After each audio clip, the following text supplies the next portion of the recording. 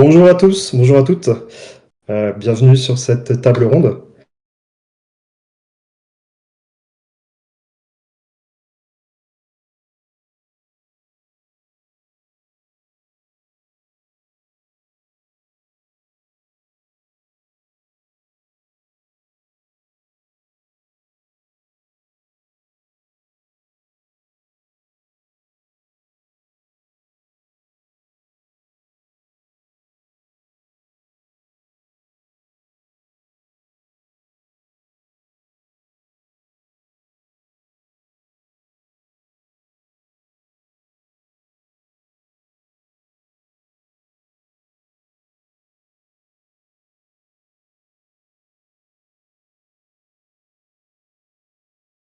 Technologie et de voir les aspects positifs, négatifs avec ces technologies-là et répondre aux éventuelles questions que tout décisionnaire pourrait avoir.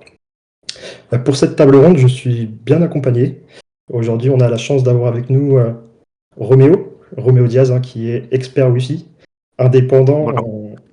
et aussi auteur du livre La norme Wi-Fi 7. Donc on va se pencher un petit peu sur ton livre que tu viens tout juste de sortir.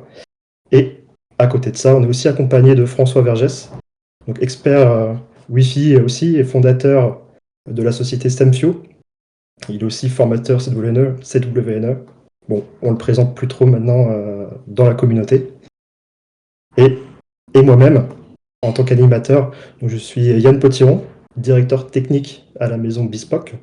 Donc moi, dans mon quotidien, je pilote des projets Wi-Fi dans des contextes critiques, industriels, événementiels, aussi dans des campus.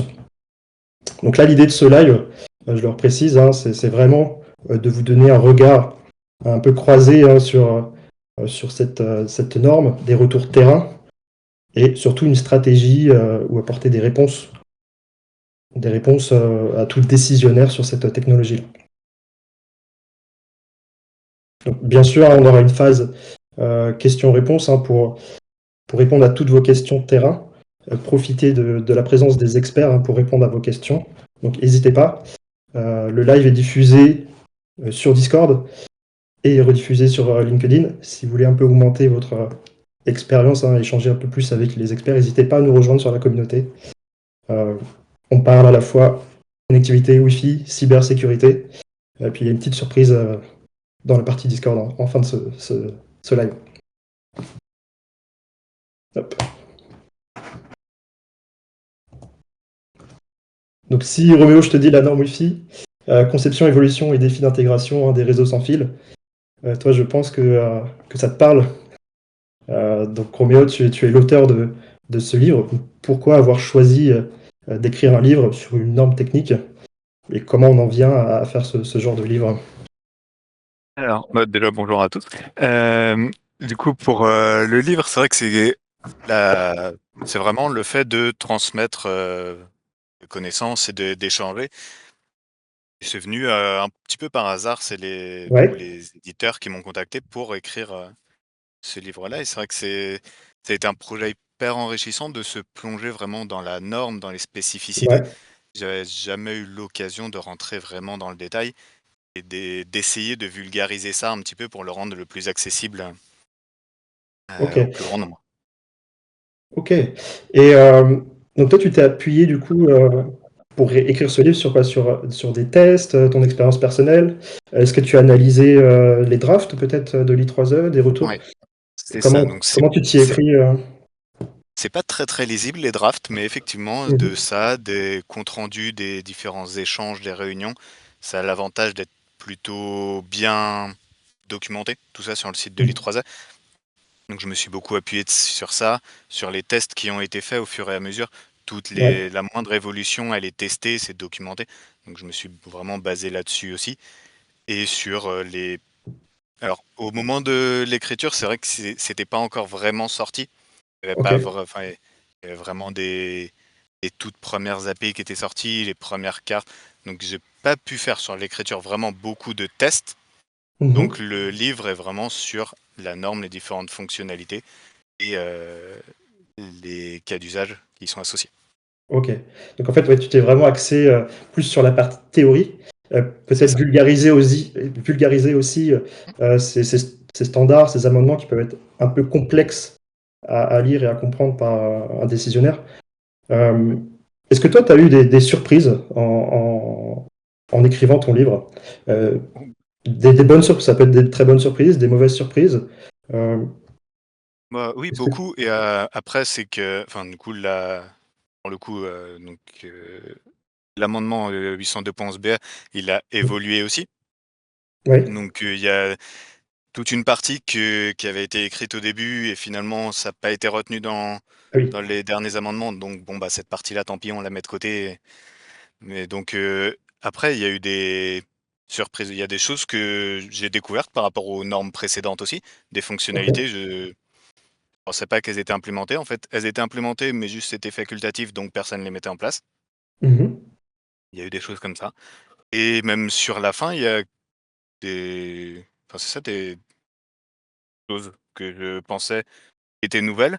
En fait, en regardant Mhm. bien, bah non, ça fait enfin, depuis Wi-Fi 6 voire Wi-Fi 5 que c'était en place, mais comme c'était enfin, facultatif, ça n'a Ça n'a pas été jamais mis en été place réellement précédemment. implémenté.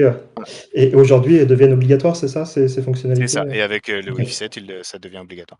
Après, Ok. c'est un peu le cycle de vie d'un Mhm. amendement les 3S, c'est que au début, il y a plein de choses et petit à petit, ils en enlèvent en fonction de la faisabilité, en fonction des Ok. mais c'est très intéressant, mais c'est très théorique aussi Ok. et il faut le vulgariser, c'est assez compliqué parfois. Et en C'est parlant assez de compliqué. vulgarisation, est-ce que tu pourrais mettre en avant quelques fonctionnalités intéressantes, celles que tu estimes être le gros avantage euh, de cet amendement-là, et l'expliquer de manière simple euh, pour qu'on comprenne réellement ce qui est ajouté avec le Wi-Fi 7? Alors la grande nouveauté un peu du Wi-Fi 7, c'est le MLO. Ok, C'est voilà, le MLO globalement, c'est permettre d'émettre ou de recevoir des données sur plusieurs canaux en même temps ou pas. Mais voilà, c'est vraiment cette évolution de se dire on ne communique plus que sur un seul canal comme c'était le cas précédemment. Là, on va être capable de gérer plusieurs canaux en même temps ou ok. en secours, mais en tout cas en configuration, on a plusieurs canaux possibles. Donc là, ce Ça, que c'est tu veux dire, vraiment. ouais, je te laisse terminer. Enfin, non, je disais juste que le MLO, c'est vraiment la grosse nouveauté, la grosse évolution du Wi-Fi 7. Ok, ok. Donc, quand tu dis utiliser plusieurs canaux, hein, c'est vraiment pour bien comprendre. Oui, Jusqu'au Wi-Fi 6E, qui est la génération juste avant, on pouvait avoir des points d'accès avec plusieurs radios. Et au final, on n'en utilisait qu'une seule. Un client, s'il se connectait sur une fréquence, il utilisait que cette fréquence-là. Là, ce que tu dis, c'est qu'un point d'accès qui a plusieurs radios, du coup, on optimise un petit peu finalement l'usage de notre point d'accès. On vient aller un peu plus loin, consommer un peu plus de ressources aussi, enfin l'exploiter. oui, C'est c'est ça. Mais un petit, c'est un ça? petit peu comme ce qu'on faisait depuis plusieurs années sur du filaire. C'est d'une certaine manière un peu de l'agrégation de liens. Mhm. Pour l'instant, donc avec la norme Wi-Fi 7, uniquement avec un seul point d'accès. Ok. On ne peut pas faire de deux liens avec deux points d'accès différents. Ok. Donc c'est vraiment avec le point d'accès sur lequel on est associé. Voilà, Euh, c'est ça. Tu dis pour l'instant. C'est dans les discussions pour la norme Wi-Fi 8. Ok. C'est en discussion. Après, ça Ok. sera peut-être enlevé. Il y a plusieurs clauses comme ça qui étaient prévues dans la norme Wi-Fi 7, enfin, dans l'amendement 802.b, qui ont été décalées. Donc soit sur sur un nouvel amendement bien spécifique, Mhm. soit sur prévu pour la norme Wi-Fi 8. Ok. Euh, toujours. Donc, tu as parlé du MLO, hein, qui était pour toi la grande fonctionnalité. On voit aussi beaucoup d'autres choses hein, qui sont mises en avant. Le 320 MHz, le 4K QAM. Euh, Qu'est-ce que c'est? Qu'est-ce que tu en penses? Est-ce que c'est une grosse nouveauté? Est-ce que tu peux nous en dire un peu plus sur ces autres fonctionnalités qui sont mises en avant? Ouais, alors le 320 MHz globalement c'est élargir la route. Enfin sur une autoroute on rajoute des voies. Mhm. Globalement c'est en résumé c'est ça. En France clairement pour l'instant on va pas pouvoir en profiter tout de suite. Pour quelle raison? Les alors tout simplement c'est qu'en France sur le 6 GHz on n'a pas encore tous les canaux disponibles. On n'a Ok, que la moitié et donc pour l'instant on pourrait utiliser que 2 canaux en même temps de 320 MHz. Et du ok, coup, c'est pas utilisable. Après, le 320 MHz, de toute façon, pour l'instant, des cas d'usage, ça reste assez limité. Et il faut des clients qui le supportent aussi, donc on n'y est ouais. pas. Et aujourd'hui, pour comparer, on est sur quel type Alors, d'agrégation de canal pour donner vraiment la différence avec ce qu'on a, ce qui est aujourd'hui alors la, utilisé dans une la entreprise. norme la norme Wi-Fi 6E permettait jusqu'à 160 Mhm. MHz. Alors en entreprise, ça dépend vraiment des besoins et des contraintes de chacun, mais on retrouve beaucoup plus du 40, maximum du 80. J'ai Si une fois, j'ai rencontré du 160, mais Ok. Ça reste à c'est la pas dans marge. les retours. Oui, Ok. oui. Et c'est C'est surtout pas- en Europe où on est toujours limité sur le 6 GHz, avec uniquement la ok. moitié de la bande de fréquence disponible. Je sais Donc pas, là, François, au Canada, comment c'est. Peut-être que tu as plus de retours là-dessus, sur l'utilisation du 320. Est-ce que vous m'entendez? ouais, Oui. très bien. Ouais, en fait, l'utilisation du 320, en fait, les canaux sont vraiment larges, donc même si tu as accès à l'intégralité des 1200 MHz sur le 6 GHz, tu auras seulement 3 canaux de disponibles. Donc, tu te retrouves un petit peu avec le problème qu'on a sur le 2.4 avec nos 3 canaux, c'est que tu dois récupérer les canaux, réutiliser les canaux assez souvent. Donc, comme tu disais, les cas d'usage, déjà en entreprise, je pense pas qu'on le verra. Peut-être qu'on le verra si tu fais du point à point et que tu as besoin d'un petit peu plus de bande passante sur un endroit bien spécifique et que tu utilises des antennes directionnelles, ultra directionnelles. Peut-être que dans ces cas d'usage-là, ça pourrait être utilisé. Mais dans les réseaux qu'on déploie dans l'entreprise, c'est pas quelque chose qu'on verra Ok. beaucoup. Tu le vois plus résidentiel où Ouais, on a résidentiel. une box. Ouais, tu peux le tester chez toi si tu veux voir si ça marche et puis voir un petit peu les Mhm. débits que tu récupères. Mais même en résidentiel, je sais pas trop ce que les opérateurs vont configurer, mais ça m'étonnerait qu'ils configurent 320 par défaut. Ok. Je pense que ce sera plutôt Moi, ce que j'ai vu, c'est plutôt du 160. Euh, Ok. Toi aussi, après, on 160. verra comment ça évolue. Ok. Et pour la dernière fonctionnalité mise en avant, c'est le 4K QAM. On nous promet des vitesses de transmission 40 gigabits par seconde. Euh, Est-ce que Roméo, François, pouvez expliquer ce que c'est réellement, Ça- concrètement, ce que c'est? alors, enfin, clairement, pour moi, pour l'instant, ça reste des belles promesses commerciales. Clairement, le 4K Quam, on n'y est pas tout de suite. De souvenir, il faudra un SNR autour des 45 dB Ok. pour du Si on 4K peut Quam. expliquer simplement le SNR et SNR, l'impact. c'est globalement la différence entre le bruit de fond, donc toutes les Mm. interférences qu'on peut retrouver, et le signal qu'on a actuellement. Ok. Donc c'est ouais, c'est vraiment l'indicateur de qualité de signal. Voilà, Et c'est ça. si on voulait. Ok.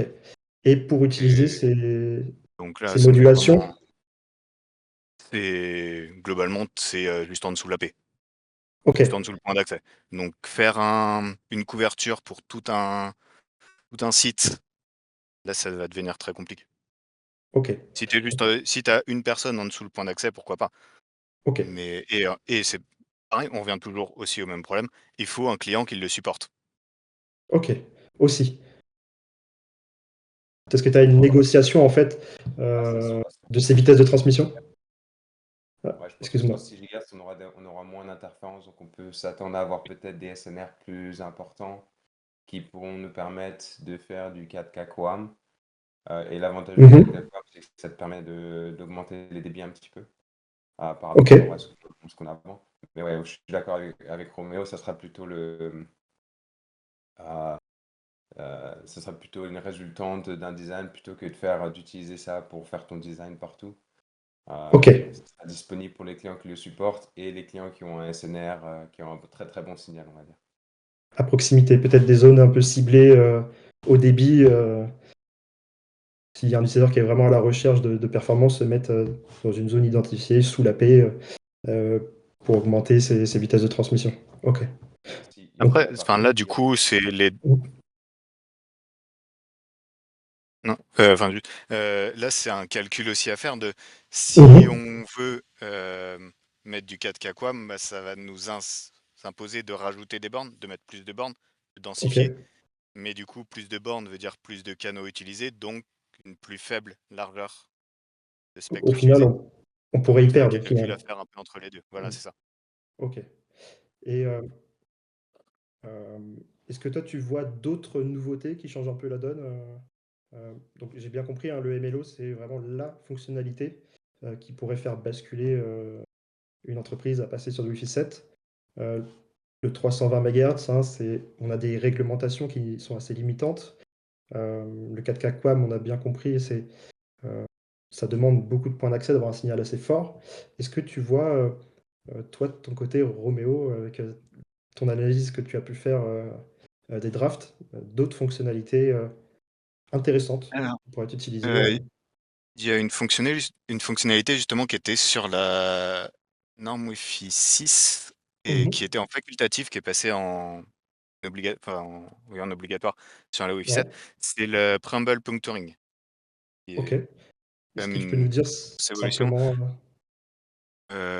Globalement, si on utilise par exemple un 160 MHz, si on a une interférence sur le deuxième canal de 20 MHz qui est utilisé, avec la Mhm. Wi-Fi 6, si on n'a pas le Prumble Puncturing, on ne peut utiliser que les 20 premiers mégahertz. Les Ok, 140 suivants, comme il y a une interférence sur un des canaux, on ne peut pas utiliser la suite. Avec le Prumble Puncturing, ça va juste désactiver les 20 mégahertz où il y a ok. l'interférence et on va pouvoir utiliser tout le reste. Ok, donc il y a une certaine... là où jusqu'avant c'était soit ça fonctionne pas. Aujourd'hui, le standard vient s'adapter un petit peu à son environnement. Peut-être que les performances seront pas au maximum, mais au moins il y a cette notion d'assurer un service minimal. Si on Voilà. peut résumer. Oui, tout à fait, c'est ça. Ok. Et c'est vrai que dans des environnements très, enfin, industriels ou même assez denses, où on a un risque assez élevé d'interférence, c'est un Mhm. gros apport quand même. Ok. Moi, j'ai une question encore pour toi, Roméo. Tu as parlé qu'il y a eu plusieurs itérations que tu as dû recommencer, hein. Ça n'a pas dû être facile de toujours changer ton livre. Aujourd'hui, euh, est-ce que cette norme, est-ce qu'elle est suffisamment mûre? Est-ce qu'il y a d'autres itérations à prévoir? Est-ce que quelqu'un qui aujourd'hui passe sur du Wi-Fi 7 euh, peut s'attendre à avoir son point d'accès qui finalement est obsolète parce que le standard a évolué? Ou aujourd'hui, est-ce que c'est Alors, plutôt stable? et ça peut encore évoluer et elle n'a pas encore été totalement validée. Ok, Si tu veux. Et c'est surtout qu'après, en fait, les constructeurs, ils vont se baser sur des drafts pour ok, sortir le modèle. Donc, en fonction du draft utilisé, on va pas forcément avoir exactement. Il y a des fonctionnalités qu'on peut ne pas avoir. Et c'est pareil, il y a des fonctionnalités mm, facultatives et des obligatoires. ok, Donc, un client ou un point d'accès ne va, c'est pas parce qu'il est Wi-Fi 7 qu'il va mhm, forcément supporter toutes les fonctionnalités. ok, Un client Wi-Fi 7 ne va pas forcément faire du 4K QAM ou du 320 MHz. ok. Euh, Ça me fait penser à cette notion de compatible Wi-Fi 7, certifié Wi-Fi 7. Est-ce que ça peut aider à un DSI, un ingénieur, à savoir si, déjà quelle est la différence entre les deux et savoir si son point d'accès va supporter ou l'ensemble des amendements. Idem avec le client, hein, comment il peut faire pour savoir les fonctionnalités supportées. Donc ça va être dans la datasheet, je suppose. Ouais, ouais, c'est ça. Et puis Euh, après, c'est vraiment dans le détail des spécifications techniques transmises par les clients, enfin, par ok, les constructeurs, pardon. ok. Euh, Il y a des, Dans ton livre? Ouais, vas-y, je peux François. ajouter là-dessus, Yann, sur le site du Wi-Fi Alliance, il y a une section qui s'appelle Product Finder et tu peux avoir la liste de tous les équipements qui ont été certifiés Wi-Fi 7. Donc tu peux Ok, filtrer avec la norme Wi-Fi 7, tu peux filtrer avec les équipements et tu peux récupérer un petit peu les certifications que les équipements ont récupérées auprès du Wi-Fi Alliance et du coup tu peux voir si un ok, équipement a été certifié Wi-Fi 7 ou pas. Euh, la plupart du temps, tu peux retrouver l'information là. d'accord. Certains constructeurs ne vont pas forcément publier le fait qu'ils certifient leurs équipements. Par exemple, Apple, ils sont connus pour ne pas forcément le faire, donc tu vas pas Mhm, forcément retrouver l'iPhone dedans. Euh, mais après, ce que tu peux faire, si tu as l'équipement en main, bah, tu peux le connecter à un réseau Wi-Fi 7, capturer les trames d'association et voir un petit peu mhm. les informations qu'il donne au point d'accès pour essayer de comprendre ce qu'il supporte. Par exemple, Ok. l'iPhone, le dernier iPhone, il est Wi-Fi 7, mais il supporte pas le 4K QAM et il supporte pas les 320 MHz, par exemple, pour donner Mhm. une petite. Ok. Donc, tu peux avoir cette notion de certification qui peut un peu rassurer, garantir que l'équipement est bien compatible, mais c'est pas forcément une vérité en fonction des constructeurs, que certains font le choix. Ouais, légalement, si tu veux pouvoir utiliser la marque Wi-Fi, il faut que ton équipement soit certifié. Donc, si tu vas sur Mhm. un site et que tu vois que l'équipement Wi-Fi, il est marqué Wi-Fi, en général, c'est parce qu'il a été certifié. D'accord, ok. Donc dès qu'on voit, ça c'est une bonne astuce hein, qui est assez simple à suivre. Si on voit Wi-Fi 7, on sait que l'équipement est certifié, donc il y a une certaine, on est quand même assez rassuré sur le fait de pouvoir prendre ces matériels-là, du fait qu'ils respectent, du moins ça a été validé qu'ils respectent les amendements, quoi. Il n'y a Après, pas de... ce qui est pas tout le temps public, c'est quelles fonctionnalités sont obligatoires versus Mhm. euh, euh, quelles, Optionnel. options sont, pardon, quelles fonctionnalités sont facultatives. Ça, Mhm. c'est pas tant quelque chose qui est publié euh, par le Wi-Fi Alliance, donc des fois, il faut chercher un petit peu l'information. Ok. Euh, En parlant un peu de terrain, j'aimerais bien qu'on s'y penche un peu plus, hem et d'avoir vos retours, d'expérience. Toi, François, est-ce que tu as, déjà déployé des réseaux Wi-Fi 7? Est-ce que tu Ouais, connais des entreprises qui profitent déjà de cette technologie? ouais, bah nous, depuis le début de l'année, je pense qu'on a fait que du Wi-Fi 7. Mmh. Euh, on n'a pas encore déployé, on a surtout fait des designs. D'accord. Et pour revenir un petit peu à ce que tu avais présenté dans le slide précédent, dans le slide précédent, tu présentais vraiment ce qui était nouveau avec le Wi-Fi Ouais. 7. Mais il y Mmh. a une autre composante pour moi qui est super importante, c'est le fait que le Wi-Fi 7 continue le développement du 6 GHz. Mmh. Donc la plupart des équipements Wi-Fi 7 qui sortent et qui sont compatibles Wi-Fi 7, ils supportent aussi le 6 GHz. Donc ça, c'est une composante qui n'est pas obligatoire. Donc tu n'es pas obligé de concevoir un équipement Wi-Fi 7 qui supporte le 6 GHz. Mais la plupart des OK. équipements qu'on voit sur le marché, qu'on va déployer dans nos réseaux d'entreprise, supportent le 6 GHz. Donc ça nous permet, Mmh. nous, au niveau de l'infra, de continuer le déploiement le développement qu'on faisait avec le Wi-Fi 6E et le déploiement du 6 GHz, ce qui nous aide vraiment au niveau de nos réseaux OK. d'entreprise. Donc, je pense que le Wi-Fi 7, ça va être la génération qui va nous permettre de migrer vers le 6 GHz et d'avoir OK. toute une génération d'équipements qui va être compatible 6 GHz. Donc, je pense que ça va OK. vraiment au niveau sur le terrain, comme tu dis, ça va nous aider à faire la transition vers le 6 GHz et à avoir, je sais pas, 50%, 60% des équipements qui vont se connecter sur le 6 GHz. Mmh. Euh, donc oui, la plupart des designs qu'on a fait cette année, je pense tous sauf un, on les a fait pour le Wi-Fi 7. OK. Euh, et la plupart des équipementiers, ils proposent des points d'accès Wi-Fi 7. Mmh. Dans certains cas, tu as le choix sur plusieurs modèles de points d'accès. Ouais. Euh, Oh, donc c'est totalement quelque chose qu'on a fait. Comme je te dis, on n'a pas encore validé de déploiement. Des fois, nous, les réseaux sur lesquels on travaille, nous, c'est plutôt des grosses structures, des gros bâtiments. Du coup, ça prend un petit peu de temps. Donc, j'ai pas encore cette retour d'expérience-là. J'ai juste installé Wi-Fi 7 chez moi. C'est pas grand-chose. Euh, donc, il faudrait qu'on refasse ça dans un an, je pense, pour qu'on ait un Ouais. retour d'expérience sur une validation ou sur un déploiement qu'on aurait fait. Comment ça s'est passé? Euh, Ouais. j'ai une Le secteur, question. c'est encore assez nouveau, donc il y a certains constructeurs qui ont la petite option désactiver le Wi-Fi 7 dans Ouais. l'interface graphique au cas où il y ait deux, trois problèmes. On avait la même chose avec le Wi-Fi 6.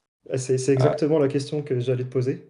ouais. Moi, je me rappelle des déploiements, hein, qui avaient vraiment mal tourné à l'époque du Wi-Fi 6, c'était récent. Et la correction, c'était de désactiver ce Wi-Fi 7, ce Wi-Fi Mhm. 6, pardon. Est-ce que toi, déjà avec tes tests, que ce soit chez toi, des premiers labs, est-ce que tu rencontres déjà des difficultés entre les points d'accès, les clients, euh, et surtout En essayer fait, de... Ouais. ouais, en fait, la petite composante, je sais pas si on en parlera un petit peu tout à l'heure, mais la petite composante à garder en tête, c'est que au niveau de la sécurité, le Wi-Fi 7, ça change un petit peu certaines trames. Mhm. Et ça vient du fait que pour le MLO, si je veux avoir une connexion MLO entre mes bandes de fréquences, le 2.4, 5 et 6, il faut que je supporte le même protocole de sécurité sur toutes mes bandes de Mhm. fréquences. Mais avec le 6 GHz, on a des Ouais. nouveaux prérequis en termes de sécurité. On est obligé de faire du WPA3.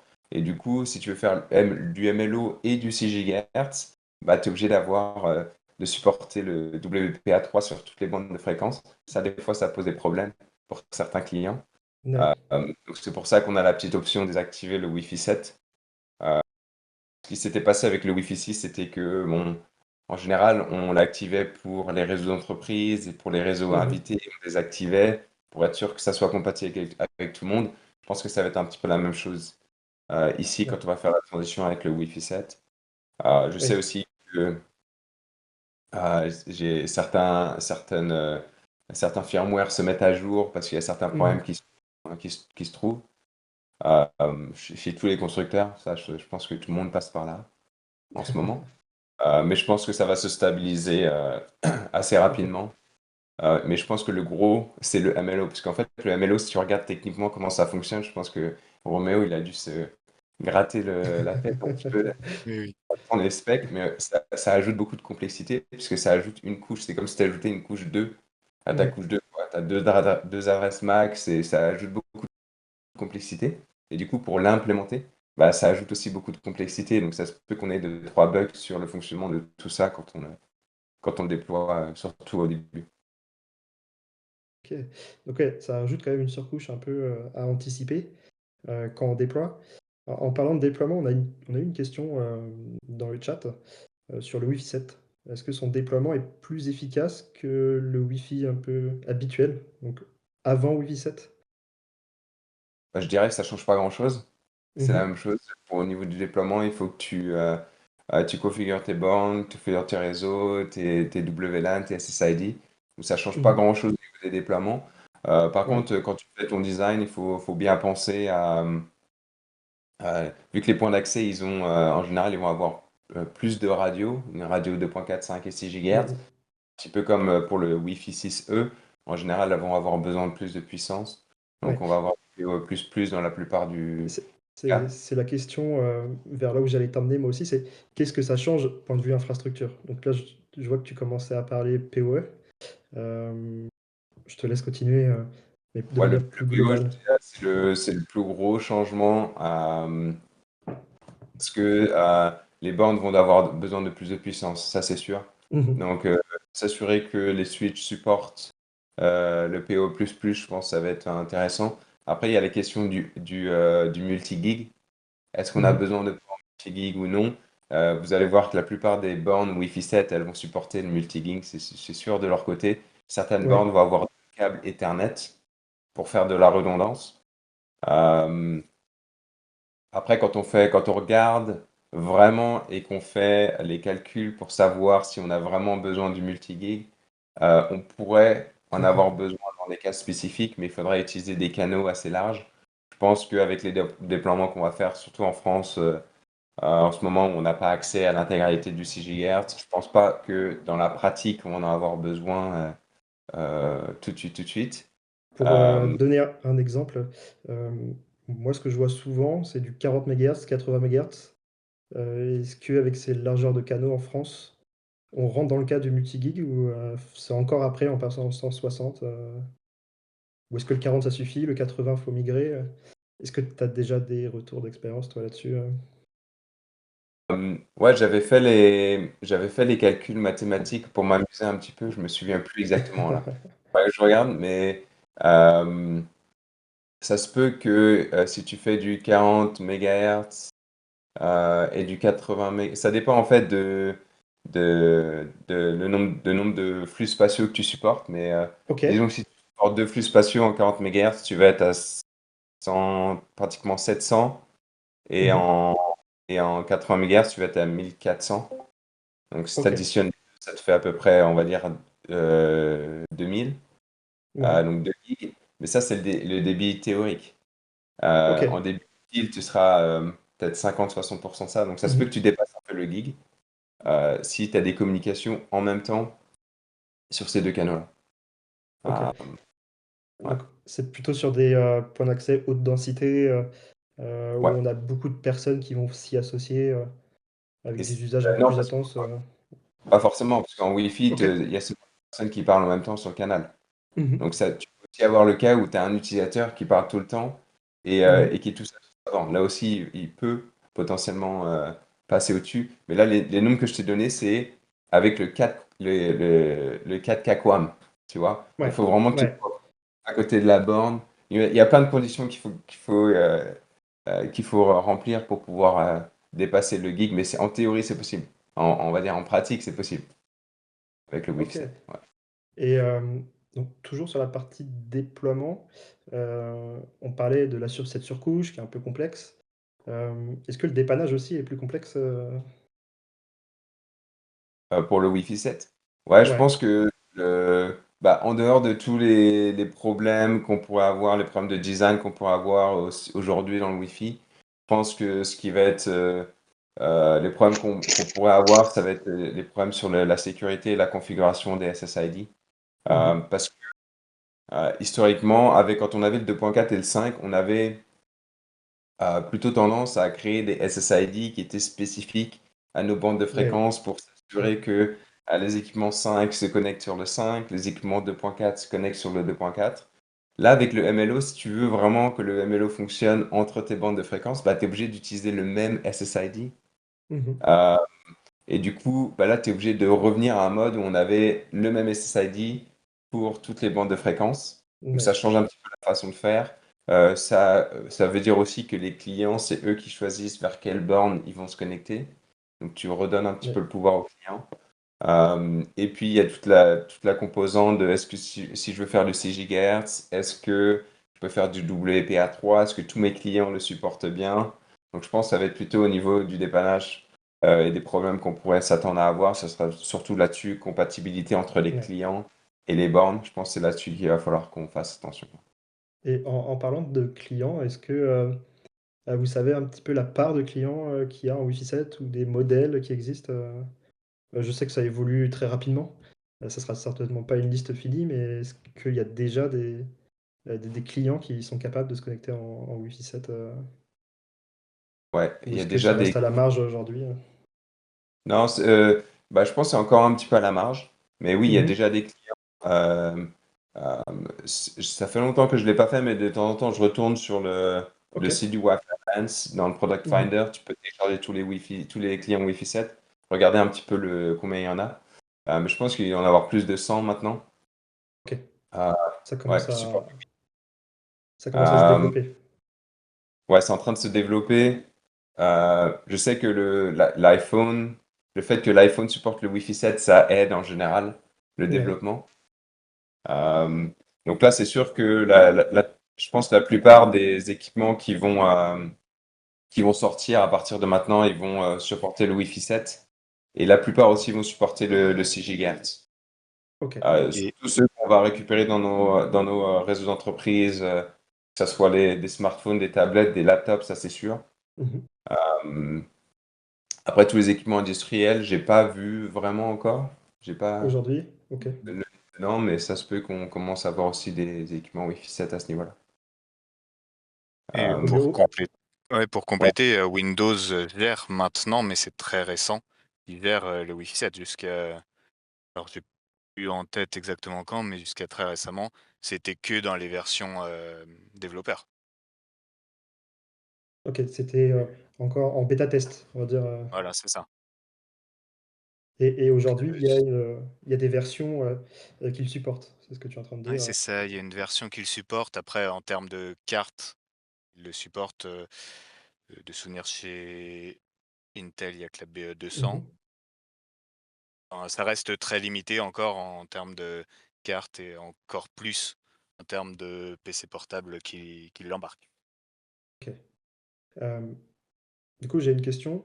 Euh, Est-ce que pour vous, enfin, le Wi-Fi 7 d'ici horizon 2-3 ans, avec des points d'accès qui sont bien certifiés, installés, des clients qui le supportent, assez largement déployés, est-ce que le Wi-Fi 7 pourrait devenir le standard par défaut d'une entreprise?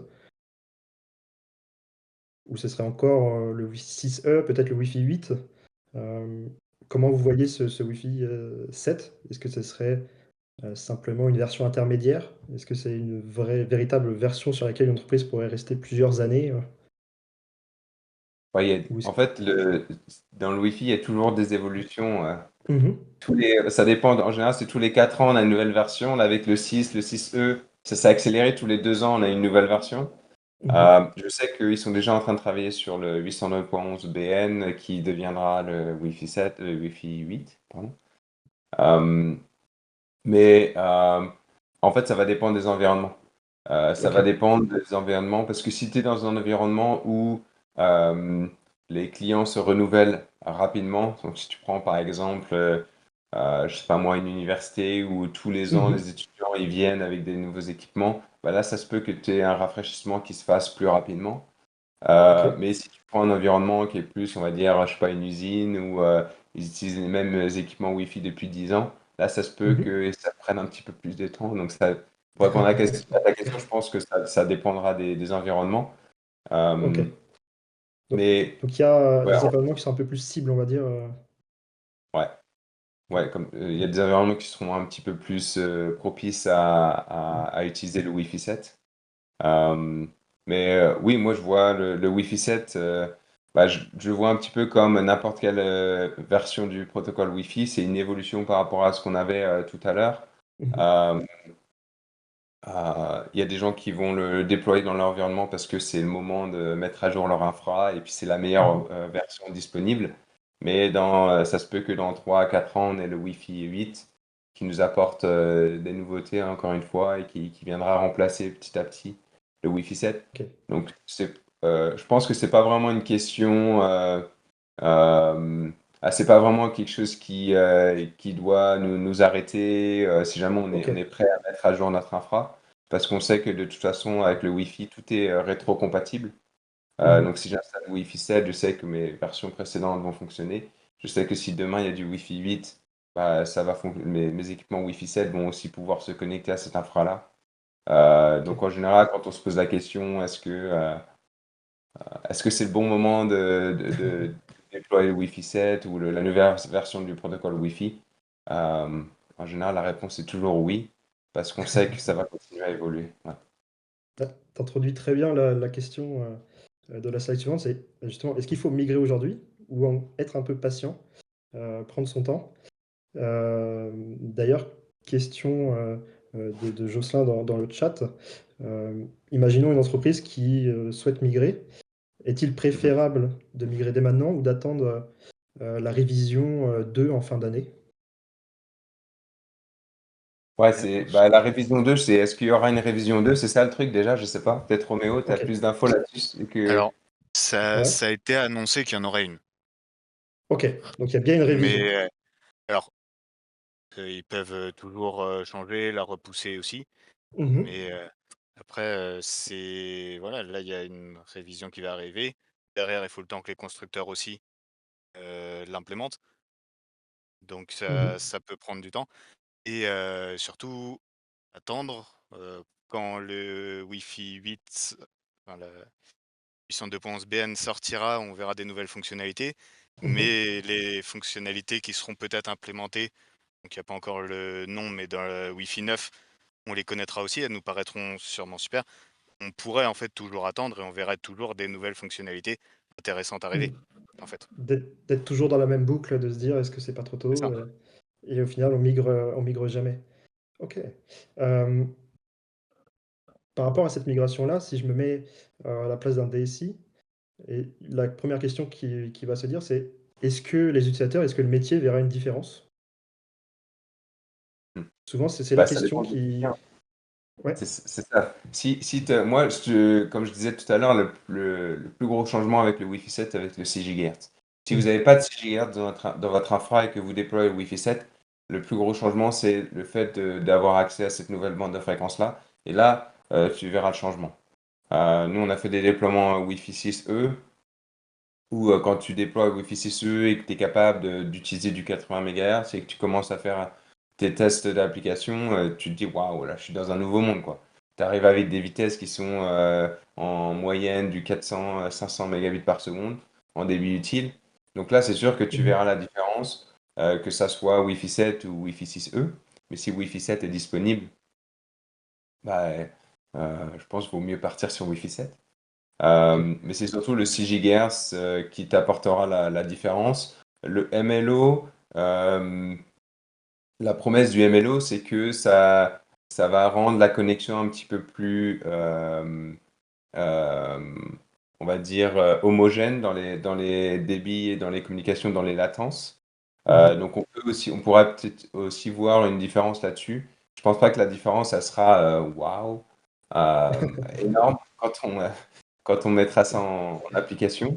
Euh, mais oui, je pense que ça peut avoir des impacts sur les usages et sur les utilisations, surtout si on déploie le 6 GHz pour la première fois. Ok. Et question, c'est une entreprise, est-ce qu'elle doit migrer aujourd'hui? Imaginons elle a une infra, elle n'a pas forcément prévu de migrer. Est-ce qu'elle doit forcément sauter sur l'occasion de passer au V7? Ou elle peut se dire, bon, moi, j'ai pas forcément besoin de migrer, je peux peut-être attendre le Wi-Fi 8. Parce que tu mets en avant que le Wi-Fi 7 peut apporter pas mal de choses, mais est-ce qu'une entreprise est forcément obligée de passer le cap ou- Moi, je te dirais non, ça dépend des Non. besoins.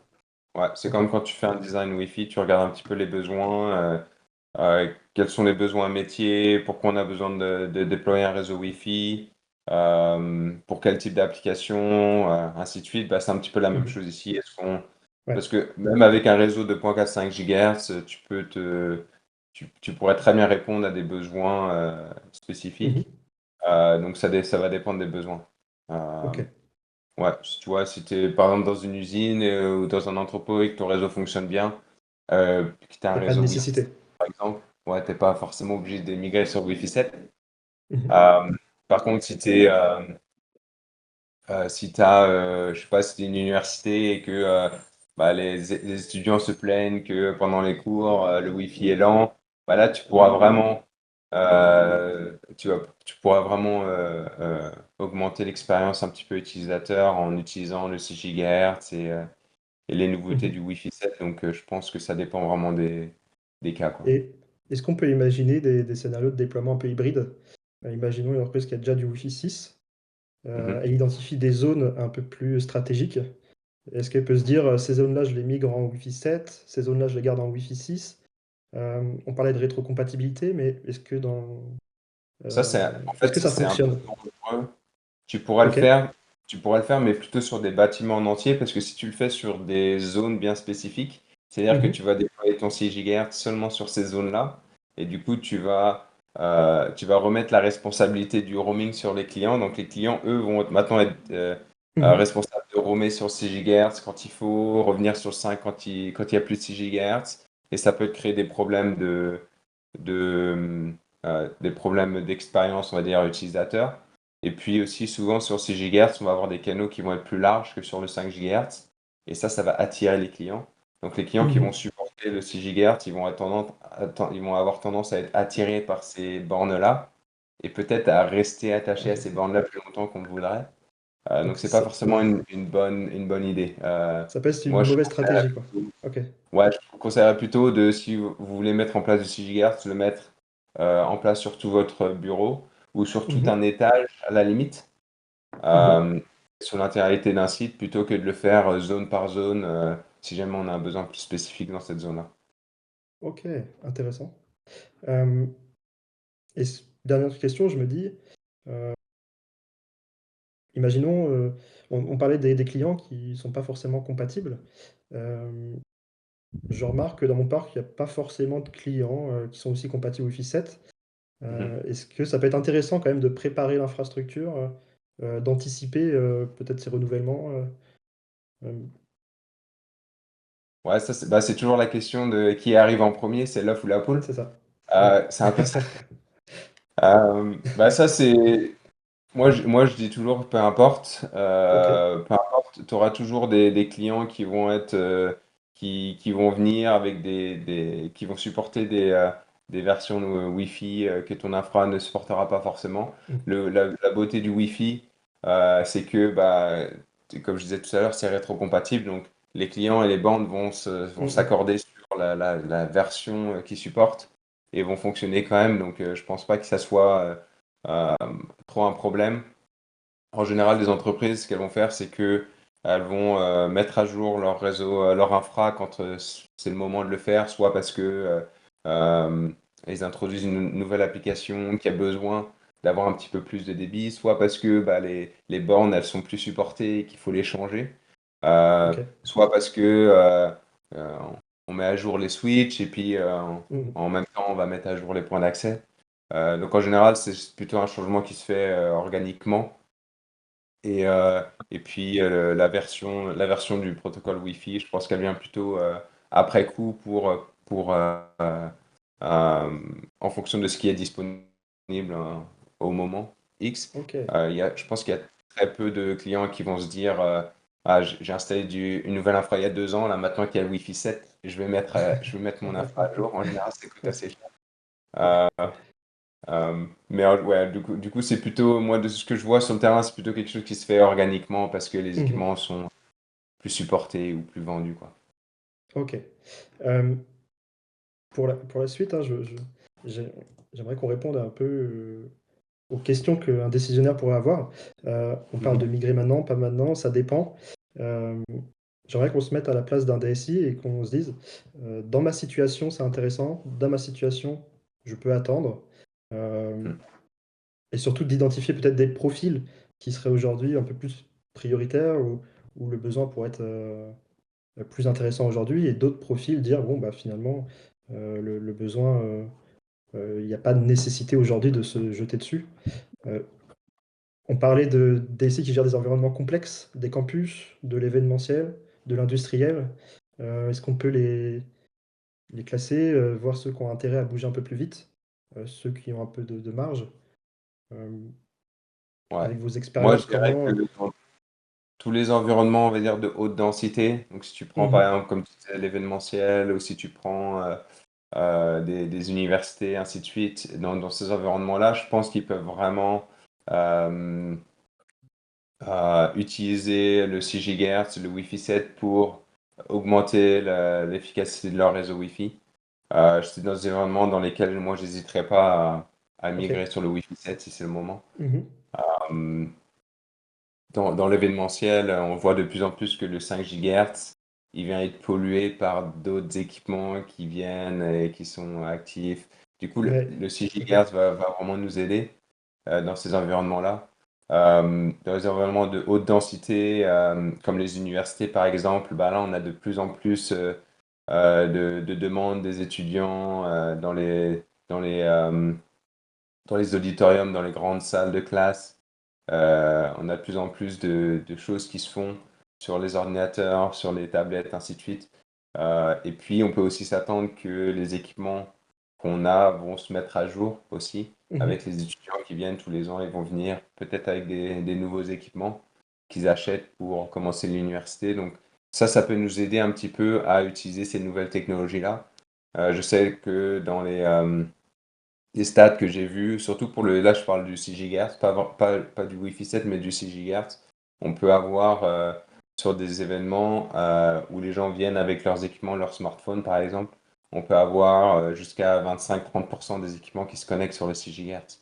Donc c'est Oui. quand même une bonne partie qu'on va pouvoir transférer sur cette bande de fréquence-là et puis nous permettre d'offrir des meilleurs débits, une meilleure performance pour ces clients-là. Et puis aussi, c'est des équipements qu'on n'aura pas sur le 5 GHz. Donc potentiellement, on libère un petit peu aussi du temps de Pour parole les pour autres, les équipements sur le ok. 5 GHz. Donc pour ces Euh, environnements-là, moi, je n'hésiterai pas.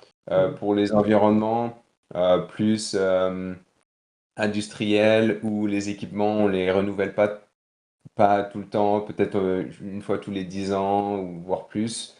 Moi, je serais peut-être pas aussi rapide à déployer Ok. du Wi-Fi 7, sauf s'il y a un besoin bien spécifique, ou sauf si on veut être sûr que euh, on, on veut être sûr de se préparer pour l'avenir. Donc, si Mhm. on met à jour notre infra une fois tous les 10 ans, par exemple, là, on pourrait se dire, OK, pour être sûr que dans 10 ans, mon infra elle est toujours bonne, je vais partir avec du Wi-Fi 7 et puis me préparer comme ça. Euh, donc, ça va dépendre des environnements. Il y a certains Ok. environnements nous, sur lesquels on travaille, ça peut être, on va être contacté parce qu'il y a des problèmes, et puis on se rend compte que ça serait peut-être bien de remettre en place ou de refaire un design pour régler les problèmes. Et donc là, ça Mhm. va dépendre un peu de l'environnement, des équipements qu'ils ont. Mais ça se peut que le Wi-Fi 7 ne soit pas forcément, n'apporte pas grand-chose en fait dans ces Ok. environnements-là, parce qu'on ne sera pas forcément amené à utiliser du 6 GHz ou du MLO, Euh, par exemple. Moi, j'ai Ouais. une question, on parlait surtout d'université, d'industriel, d'événementiel. Donc, c'est quand même des Mhm. grandes structures. Euh, Est-ce qu'une petite entreprise peut se dire, Mhm. finalement, le Wi-Fi 7, c'est pas pour moi, c'est... Je te dirais que dans les petites entreprises, on parle de petites entreprises, bureaux, environnement bureautique, je pense que dans ces environnements-là, tu pourrais déployer le Wi-Fi 7 et je pense à améliorer ton réseau Wi-Fi parce que en général, la plupart des applications qui vont être utilisées aujourd'hui, ça va être tu sais, ça va être la Ouais. vidéoconférence, ça va être du Teams, du Mhm. Zoom, Google Meet, ainsi de suite. Et là, je pense que tu peux vraiment augmenter un petit peu les performances en utilisant le 6 GHz et le MLO Ok. à terme. Donc, je pense que dans ces environnements de bureau, tu peux vraiment. Moi, j'hésiterais pas à déployer le Wi-Fi 7 pour améliorer les infras. Il faut Ok. juste être sûr que ton infra switch elle suive. Et Mhm. ça, des fois, c'est compliqué parce que tu te rends compte que pour installer Wi-Fi 7, il va falloir que je mette à jour mes switches, mais il va falloir que j'achète du PoE++ Ouais. multi-gig. Et là, les prix, ça augmente tout de suite. Donc, moi, j'ai déjà eu des clients qui se sont dit, OK, Qui ont stoppé, cette année, on met à jour les switches. L'année prochaine, on met à jour les bornes ou inversement. zappé. Ouais, ça rentre dans les Est-ce budgets. que... il y a aussi cette question de ROI. Plus on avance dans les technologies, plus les AP sont complexes, ils sont plus gros, ils ont plus de Ouais. radios. Un point d'accès Wi-Fi 7 est quand même plus onéreux. Mhm. Euh, Est-ce que, si on parle de ROI par rapport au Wi-Fi 7, est-ce que migrer dès aujourd'hui, ça peut pas être difficile pour une entreprise euh, comment Ah, tu vois les ça, choses? faut faire les calculs un peu, je sais pas. Je pense que les DSI Ouais, seront mieux placés que nous pour faire ça. ouais. C'est sûr que il faut être préparé. Parce que si par exemple, tu as un réseau 2.4-5 GHz aujourd'hui et que tu déploies un réseau 6 GHz, tu vas être amené à installer plus de bornes pour que le Mhm. 6 GHz fonctionne. Et en plus, les bornes, elles vont avoir plus de radio, donc en général, elles vont être un petit peu plus chères. Donc c'est sûr qu'au niveau du budget, ça va être plus important que ce qu'on avait précédemment. Donc il faut être juste préparé à ça, et ça se peut que ça coûte un petit peu plus cher que dans le passé. Euh, donc faut voir comment tout ça se fait. Il y a des entreprises qui le financent différemment aussi. Tu n'es pas obligé de tout acheter, tu peux le financer sur plusieurs années. Ok. Euh, donc il y a plusieurs façons de faire, mais pour répondre à ta question, je sais pas. Pour le ROI, je sais pas. Mais je t'assure que ils sont un peu plus longs que sur les infras Parce que, précédentes. Sauf ouais. si tu es capable, il y a certains constructeurs qui vont te permettre de déployer des services sur ton infra qui vont te permettre justement de récupérer un petit peu sur ton ROI. Et il y a de plus en plus aujourd'hui d'intégrations qui se font avec les API qui te permettent de déployer des services sur ton infra qui vont utiliser ton infra pour pouvoir justement rentabiliser l'infra un petit peu plus. Ouais. Justement, en fait, je me pose la question d'un scénario. Imaginons une cible où la migration du Wi-Fi 7 n'est pas très critique, comme on le disait, avec des renouvellements qui sont assez espacés. Euh, je me dis, une entreprise, est-ce qu'elle peut, dans certains cas, avoir intérêt à basculer sur du Wi-Fi 6E, 6 ou 6E, et de ne pas passer le cap euh, un peu technologique du Wi-Fi 7? Donc, pourquoi? Donc déjà pour payer moins cher les points d'accès, mais est-ce qu'il n'y a pas aussi un risque qu'ils deviennent obsolètes plus rapidement? Ouais, Il y a peut-être ouais, souvent ce genre c'est de ça. Souvent, calcul. ouais, ce qui est important pour les entreprises, ça va être le end of life et le end of support. Mhm. Euh, et du coup, oui, si tu achètes une génération qui est plus ancienne, elle va devenir end of support plus Mhm. rapidement.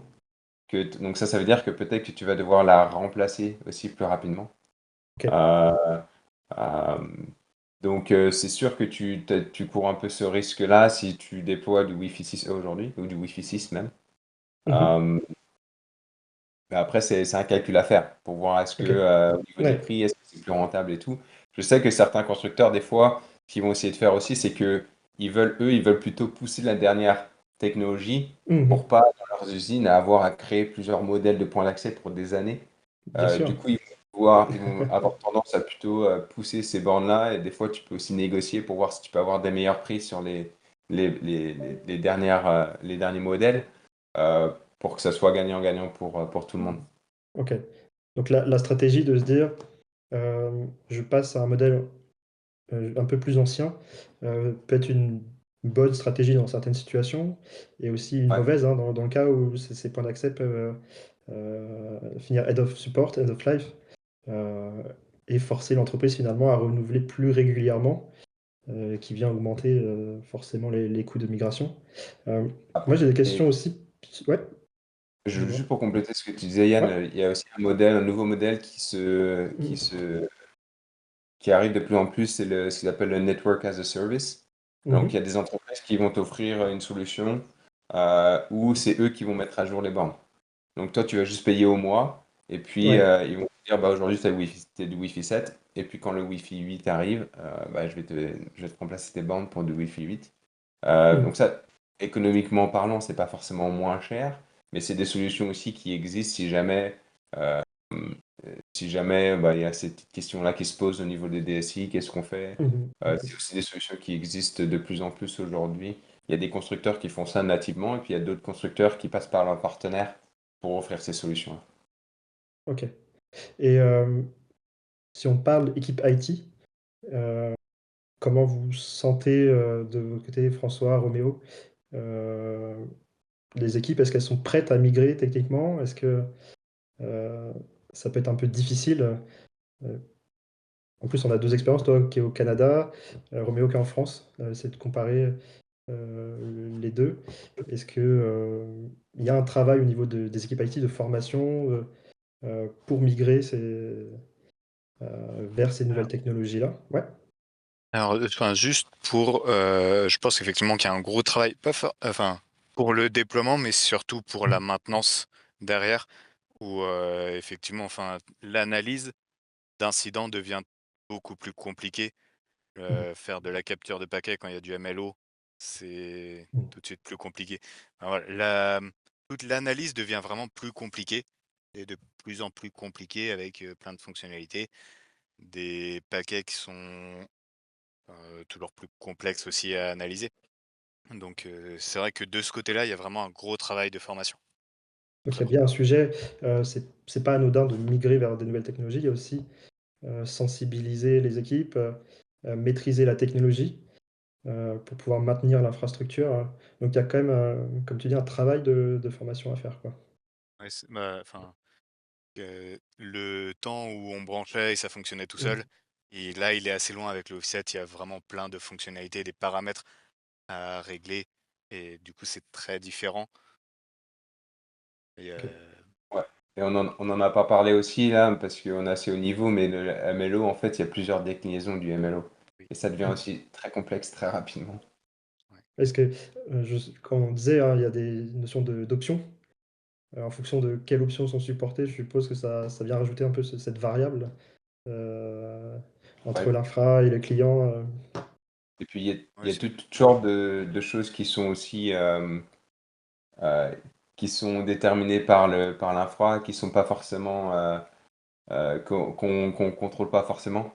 Donc, par exemple, Mm, dans le MLO, quelles bandes de fréquences sont utilisées par le MLO? mm, Bah, ça, des fois, ça va être choisi par l'AP en fonction de ce qu'on a. Donc, tu sais pas, est-ce qu'il va faire ouais, du 6 GHz avec du 2.4, du 5 avec du 2.4, du 5 et 6? Euh, donc il y a ouais, beaucoup de donc il y a, variables ouais, il y a des variables. qui peuvent surprendre quelqu'un qui a fait l'analyse. Donc faut s'y préparer, quoi. Avoir connaissance de ces variables pour pouvoir les anticiper, ne pas être surpris peut-être. Je Euh, pense que pour le Wi-Fi 7, le MLO, ça va être, ouais, ça va être quelque chose qu'on va découvrir un petit peu. mm, Et je pense qu'il ok. va se démocratiser beaucoup plus avec le Wi-Fi 8. Je sais pas comment Mm, Roméo le voit là. Ou là, peut-être la deuxième version du Wi-Fi 7. mhm, Ouais, Euh, mais effectivement, il y a une fonctionnalité qui a été évoquée pendant les études et qui finalement sera dans le 802.11 BN, c'est mm, le fait de faire du MLO sur 2 points d'accès. mm. Donc d'avoir un lien avec une borne. Là, c'est pareil, ça va encore rajouter une difficulté pour les analyses, mais, euh, mais voilà, c'est des fonctionnalités qui arriveront dans le futur. Ok. Je vous propose de passer à une petite session de questions. Alors, on a donné pas mal d'informations. Euh, donc là, c'est laisser la parole à ceux qui nous écoutent, aux décisionnaires, aux ingés, aux experts, euh, leurs questions qu'ils pourraient avoir sur cette technologie-là. On en a déjà une de Farid qui nous dit: Hello, selon vos retours d'expérience, est-ce que les solutions Wi-Fi 7 et les devices sont assez matures pour envisager une migration? Euh, donc, je fais référence aux problèmes d'ordre fonctionnel, bugs, etc. Bah, on a un peu répondu tout à l'heure, mais Ouais. je pense Mm.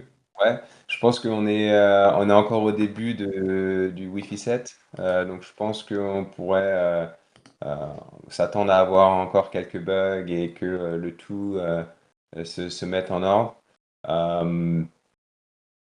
Euh, au niveau des fonctionnalités hardware, je pense que euh, ça, il n'y aura pas de problème, mais c'est plutôt, je pense qu'on pourrait s'attendre à voir, c'est des mises à jour firmware sur les bornes Mhm. ou sur les solutions qu'on a avec les années qui arrivent. Euh, euh, et du coup, Mm. d'où le petit bouton dans les interfaces graphiques qui nous permettent de Mhm. désactiver le Wi-Fi 7 aujourd'hui. Je pense que c'est Ouais. plutôt pour ça. Euh, donc, je pense que si tu déploies un réseau Wi-Fi 7 aujourd'hui, euh, je pense qu'il serait plutôt activé sur les réseaux d'entreprise, les réseaux qui sont Mhm. configurés avec 802.1x, parce que là, tu auras moins de problèmes de sécurité aussi entre les bandes de Ok. fréquences, euh, comparé à l'authentification avec mot de passe, où là, Mhm. on a un petit peu plus de problèmes de compatibilité entre WPA2 et WPA3.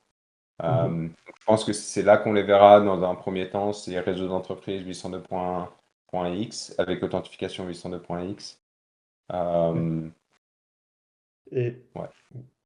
pour compléter, comme tu l'as dit, il y a cette option qui désactive le Wi-Fi 7. Donc je pense qu'on peut aujourd'hui migrer et au fur et à mesure des mises à jour, si on voit la fiabilité qui s'améliore des drivers des clients, réactiver le Wi-Fi 7, peut-être sous forme de pilote et pour valider son fonctionnement.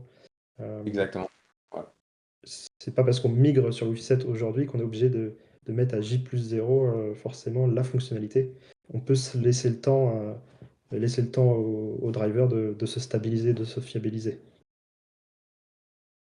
Euh, j'ai une autre question qui revient souvent dans les débats, c'est le Wi-Fi 7 versus la 5G privée. Euh, est-ce qu'aujourd'hui c'est un concurrent sérieux au Wi-Fi 7? Est-ce que vous... Ouais, bah, en fait, d'après ce que moi j'ai vu, bah, ça dépend des pays Mhm. en fait, parce que la 5G privée, c'est pour le déployer, à chaque pays a ses petites règles Mhm. pour comment ils le font.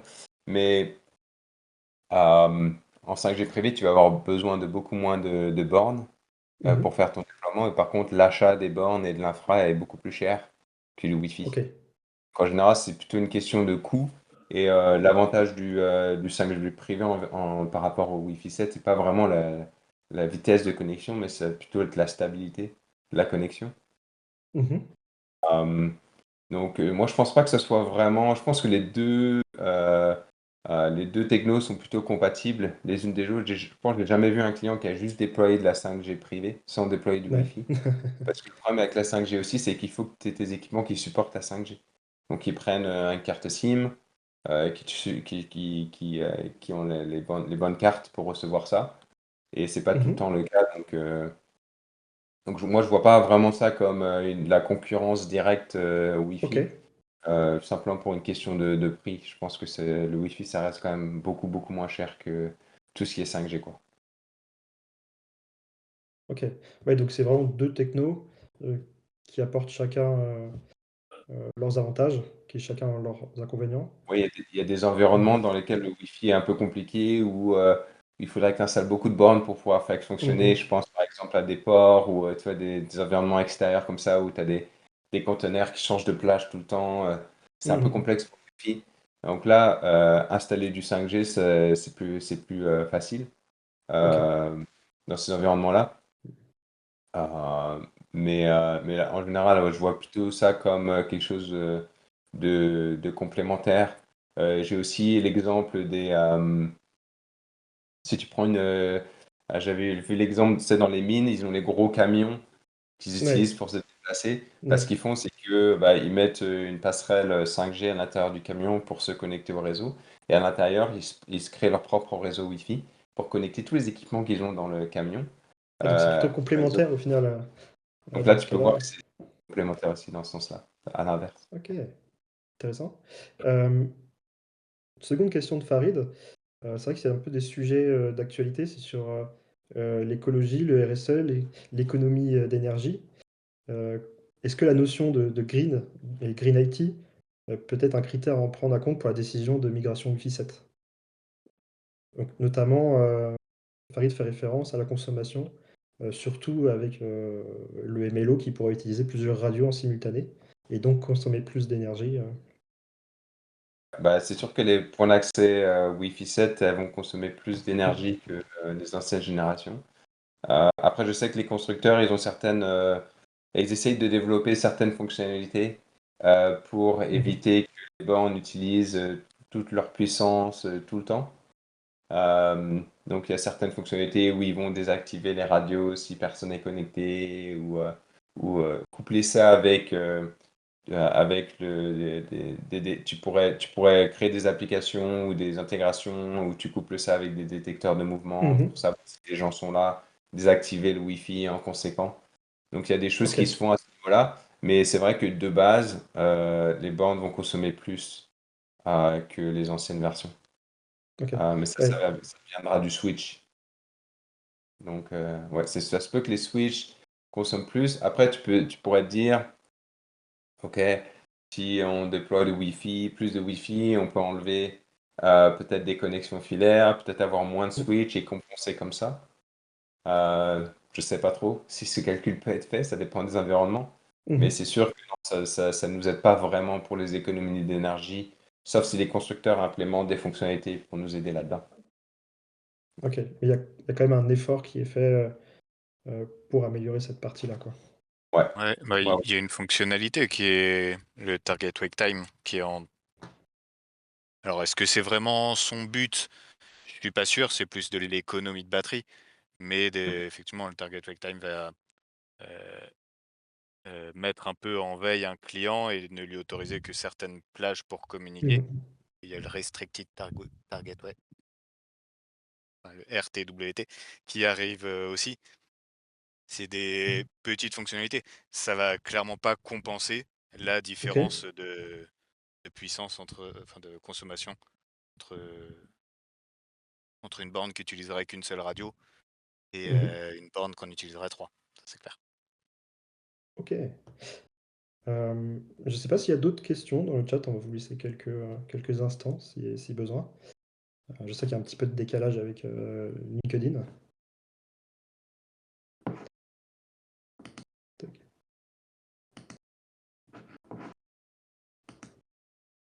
Hop.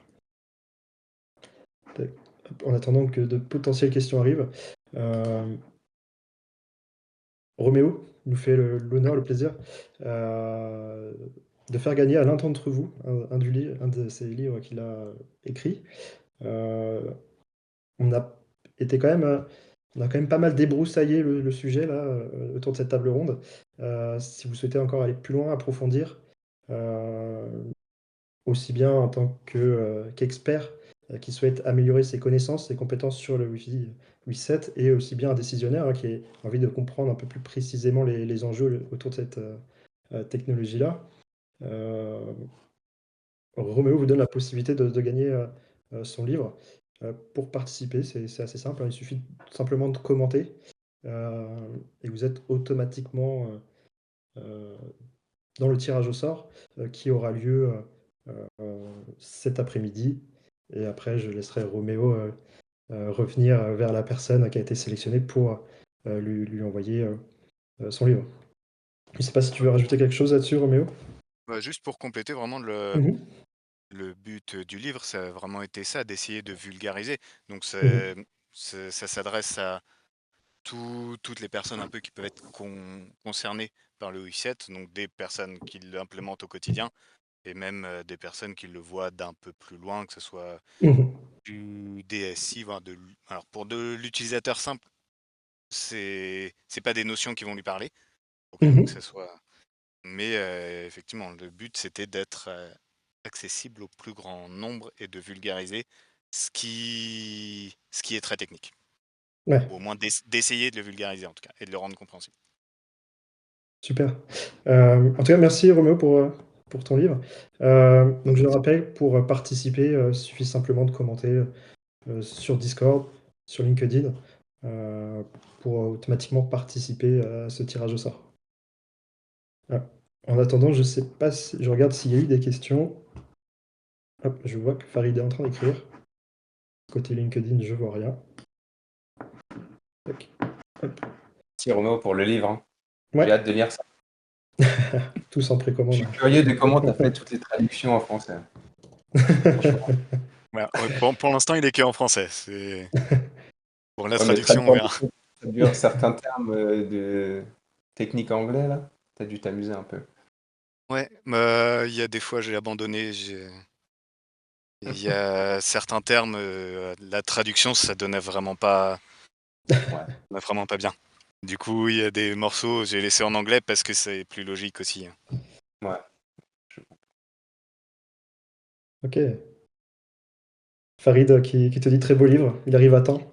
Effectivement, Merci je pense Farid. qu'il a attendu. Euh, pour conclure, c'est vraiment en quelques bullet points, vraiment conclure sur ce qu'on s'est dit. Sur la partie Wi-Fi 7, il n'y a pas réellement de réponse unique, je pense qu'on est tous d'accord là-dessus.